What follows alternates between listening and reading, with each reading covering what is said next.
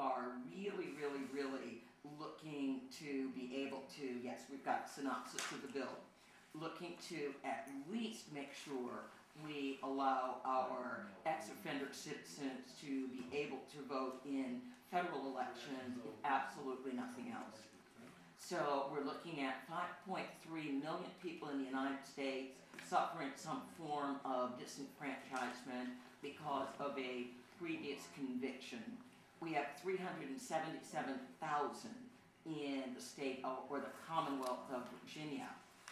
And now Governor Kane, who has been our best governor so far to date, restored 4,100. You're kind of an interesting fellow right now. Oh, we've got an amazing fellow right now, Governor McDonald. The biggest problem in Virginia, and again, Virginia and Kentucky are the only two states right now that are still permanently disenfranchising their ex-offenders. You are disenfranchised until you go to the governor, individually petition to have your rights restored, and then the governor, like the Pope, blesses or refuses to bless your petition. The biggest problem with that is the whole process is arbitrary and capricious. And so with Governor McDonald, he has introduced some new rules. I'd like to introduce a very good friend of mine, Mr. Linwood Christian, who would actually be a person affected by this legislation. And I'd like Linwood to kind of tell you his personal story, which is so incredible. Well, as you said, to make a long story short, I tried to, the letter said, in order for me to get my rights back, I had to be able to show that I could get my driver's license the first time. I got my driver's license the first time, so I went back, reapplied, and then I received this letter. And they gave me a cutoff date to reply by April 1st, and I actually got the letter in the mail 3 days prior. And then when I called the Office of Restoration and spoke to the gentleman who signed off on the letter, his attitude was, how dare you call me to question us? And then after that, I hear, okay, this was an overzealous staffer who sent out these letters. Overzealous, but yet nothing came back saying, do not pay any attention to that. Right, Governor McDonald has taken so much criticism over these new literacy tests and requirement for church activities. The deal should be, there should be a defined criteria that applies to everybody. With no add-ons. Right, and with no, you know, and I mean, you either meet the criteria or you don't. I mean, it should be clear. Right. But this sounds like this process is arbitrary. Right, arbitrary and capricious. It's clear, but there are secret add-ons that aren't written down anywhere. They have a website that very specifically says you have to meet the following criteria, you have to fill out the form. It doesn't say anything about you're going to have to get your driver's license restored. You find that out after you submit your papers, and then they say, nope, you've got to go get your driver's license. And then we actually had one young man turned down because they say you, of course, can't have any additional misdemeanors. It's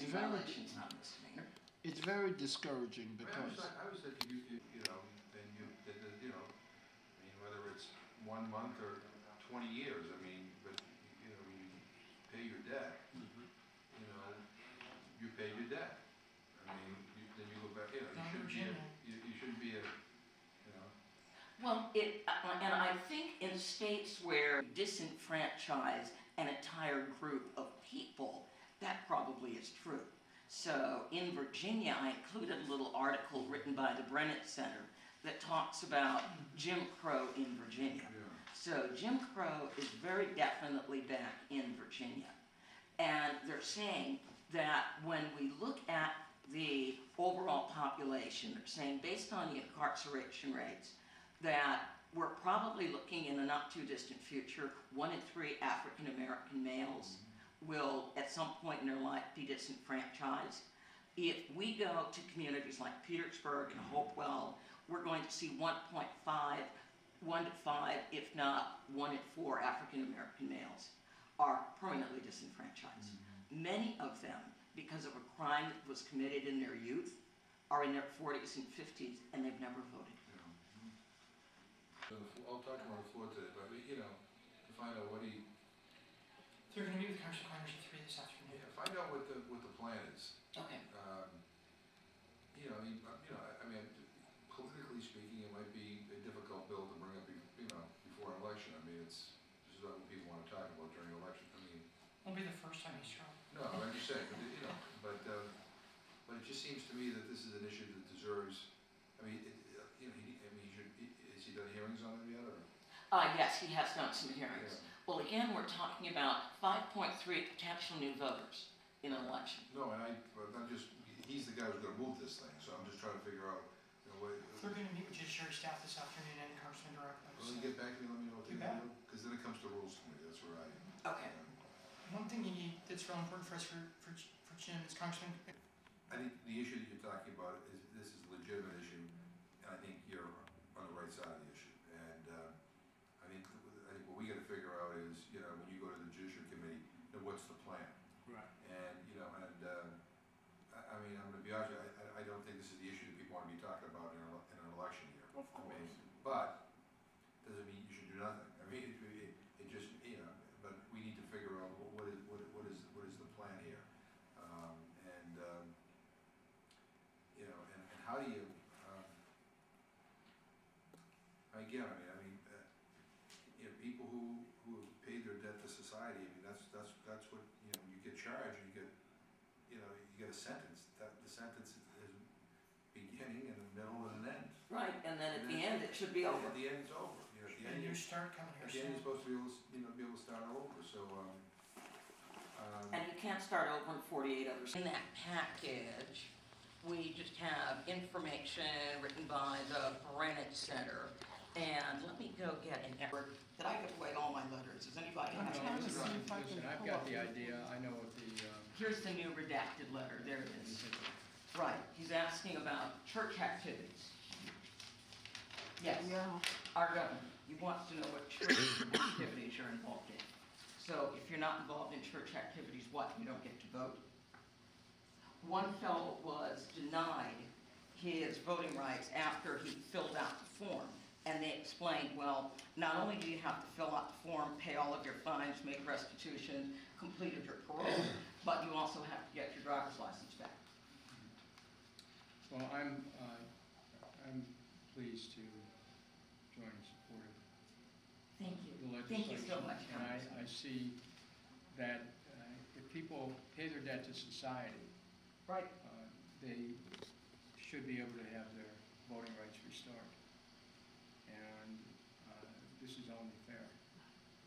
If voting rights are not restored, then it raises questions of a constitutionally impermissive, unusual punishment. Because there's a whole range of rights in civil society that people are permitted. And to single out the ability of people to vote raises questions that perhaps they could restrict other rights too. Perhaps they could restrict the right to free speech, the right to be able to be free in one's person from unreasonable search and seizures, to try to contravene someone's Fifth Amendment right. I mean, there's so many different things that are at stake here that I think that you raise an important question, and I'm certainly going to be supporting the Democracy Restoration Act. Thank you. Thank you. Thank you. Thank you so much for having us. I'm Andrea Miller. I am co-chair of Progressive Democrats of America in Virginia, and then I'm also a national field organizer. Okay. So we have Rick Sumner, also at PDA, David Martin, Marcello Rolando.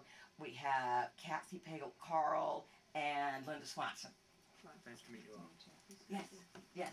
So we're all from Virginia, and as not contained, and that they're robbing